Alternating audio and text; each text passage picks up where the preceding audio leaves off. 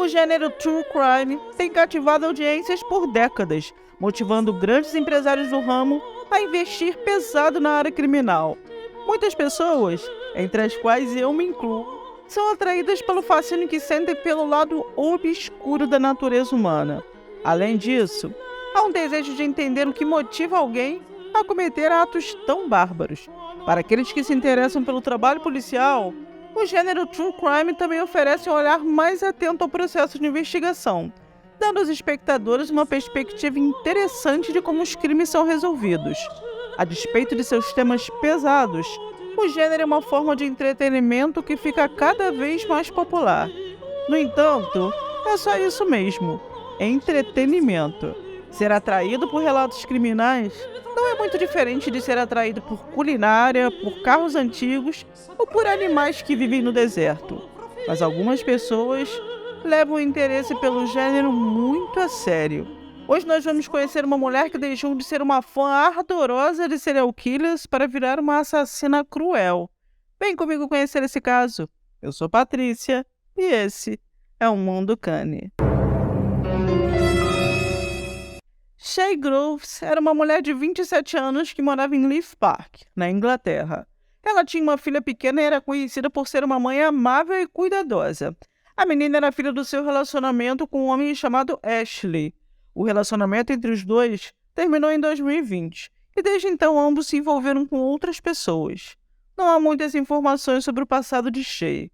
Alguns amigos dizem que ela era estranha e rebelde desde a infância, e as coisas pioraram no início da adolescência, quando foi diagnosticada com um transtorno de personalidade chamado borderline. Shay tinha a fama de ser manipuladora e usar de chantagem e agressão para satisfazer seus desejos. Em uma determinada situação, ela ameaçou um ex-namorado com um vídeo íntimo, ameaçando divulgá-lo se ele não fizesse o que ela queria. Em outra ocasião, ela inventou para a família e amigos que era portadora de câncer. Seu fascínio por crimes reais e assassinos em série começou como um hobby, mas qualquer hobby levado ao extremo pode causar transtornos na vida da pessoa, e nesse caso não foi diferente. Shay começou a mergulhar fundo no lado obscuro da vida. Para termos uma ideia das mudanças que ocorreram em apenas um ano, essa era Shay em 2019, uma pessoa comum, de aparência comum. E essa é a Shay em 2020, que passou a se tatuar e a colocar inúmeros piercings no corpo. Diferente, né? Eu só posso especular que a separação de Ashley tenha exercido uma forte pressão psicológica sobre ela. De repente, o que era apenas interesse virou obsessão, e ela passou a negligenciar suas atividades e a ficar acordada até altas horas assistindo filmes e lendo livros sobre assassinos em série. A casa de Shay também mudou. Ela passou a colecionar adagas, facas e utensílios domésticos com uma pitadinha de horror. Ela também tinha muitos objetos de mitologia pagã e celta, mas até aí, tudo bem, não é nada de tão diferente assim. Mas o que deve ter preocupado mesmo os amigos foram as paredes. Sim, essa era uma das paredes da casa de Shay. Vocês já devem ter reconhecido algum serial killer nas imagens, né? Ela tinha imagens do Ted Bundy, do Richard Ramirez, Myra Hydler, Peter Sutcliffe, entre outros. Ao ser questionada sobre o gosto duvidoso em pendurar aquilo nas paredes, ela dizia que as imagens eram super legais e que gostava mesmo de chocar as pessoas. Shay e a filha moravam com uma amiga de infância chamada Lauren White, e aparentemente as duas concordavam com o estilo grotesco. Em dezembro de 2021, Shay conheceu um homem numa casa noturna. Seu nome era Frank Fitzgerald, de 25 anos. Frank foi descrito pela família como um jovem tranquilo, sensível e responsável, pai amoroso de 2 crianças pequenas. A atração entre ele e Shay foi imediata. Os dois se ligaram no ato e deram início a um relacionamento que soltava faíscas em todos os sentidos. Shay não cansava de exaltar as qualidades de Frank, principalmente no que se referia ao desempenho sexual. Ele também gostava do que Shay oferecia a ele, mas sendo tão jovem e já com tantas responsabilidades, era natural que não quisesse nada muito sério. O relacionamento entre eles não parecia ser daqueles onde imperava o sentimento mútuo.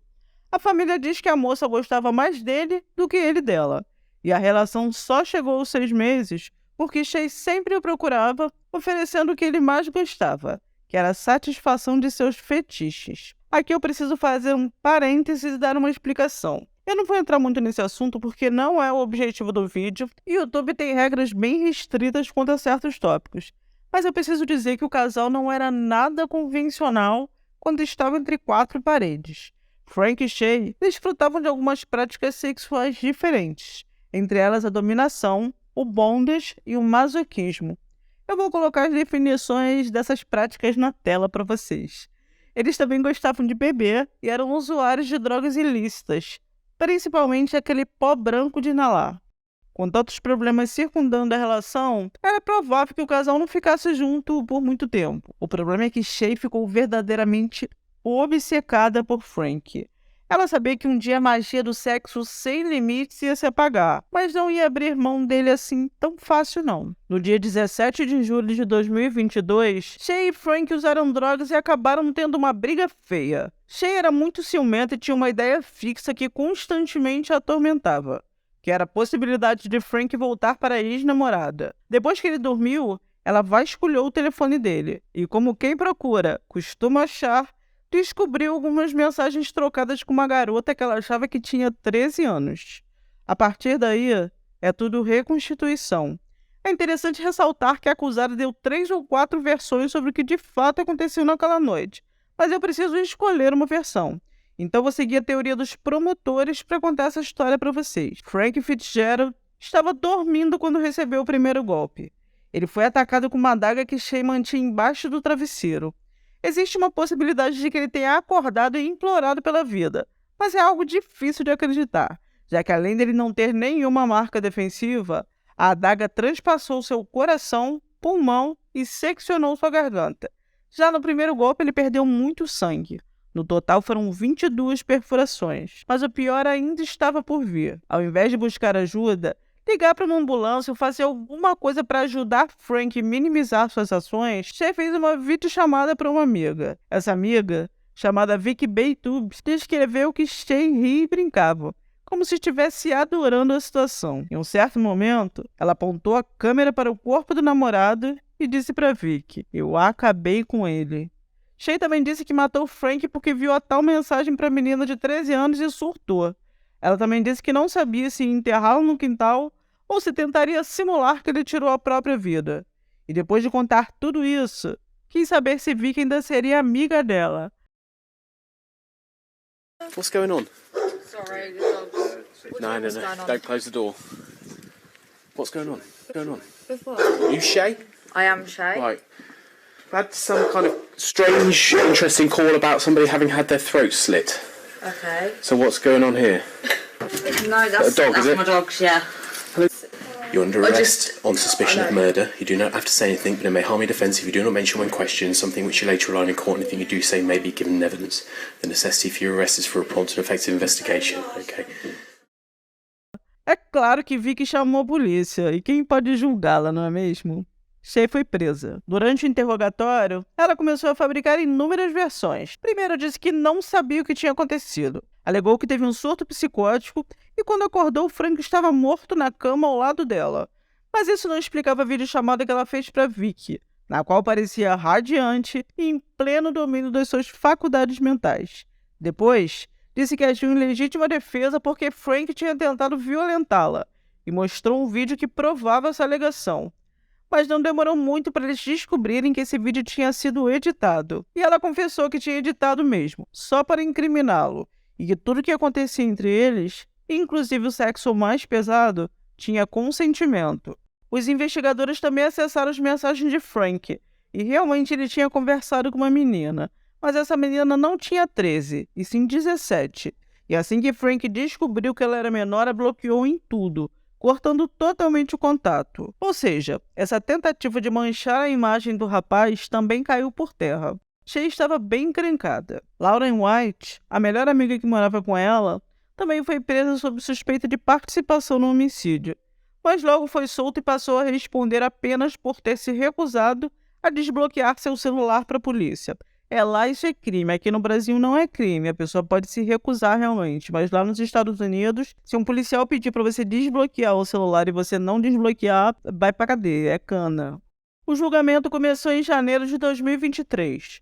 Logo de início, o interesse de Shay por true crime foi usado pela acusação como uma coisa negativa.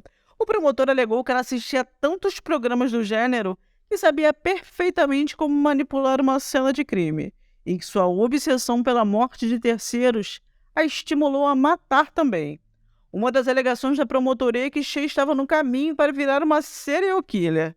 Eles apresentaram perícias que provaram que ela tentou encobrir as evidências com produtos químicos, tática aprendida nos programas de TV. A acusação também recuperou mensagens de texto que mostravam que, enquanto Frank estava morto na cama, Shay convidava homens para irem na sua casa ter relações com ela. Aparentemente, isso foi uma tentativa de criar um álibi para a data do crime. Para a acusação, a motivação de Shay foi um ataque de ciúmes. Somebody who decorated her bedroom with framed portraits of murderers, people like Yorkshire Ripper, Peter Sutcliffe and Moore's murderer Myra Hindley as well. Now she'd been dating Frank. No dia 17 de fevereiro de 2023, saiu o veredito. Shay foi condenado por unanimidade pelo homicídio qualificado de Frank. Segundo as matérias jornalísticas, ela não chorou nem demonstrou nenhuma emoção ao saber que teria que cumprir um mínimo de 23 anos antes de pedir condicional.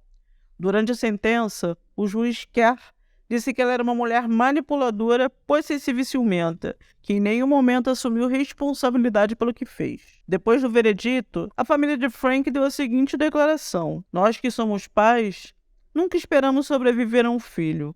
Nós fazemos todo o possível para protegê-los. Frank era nosso bebê, o mais novo entre 5 irmãos. Ele nunca poderá ser substituído. Ele era uma pessoa bonita e deixou 2 filhos que nunca terão a oportunidade de conhecê-lo. Nós agradecemos o júri pelo veredito de hoje. Nosso querido Frank, nós chamamos e sentimos a sua falta mais do que qualquer coisa no mundo. Sua luz sempre estará em nossos corações."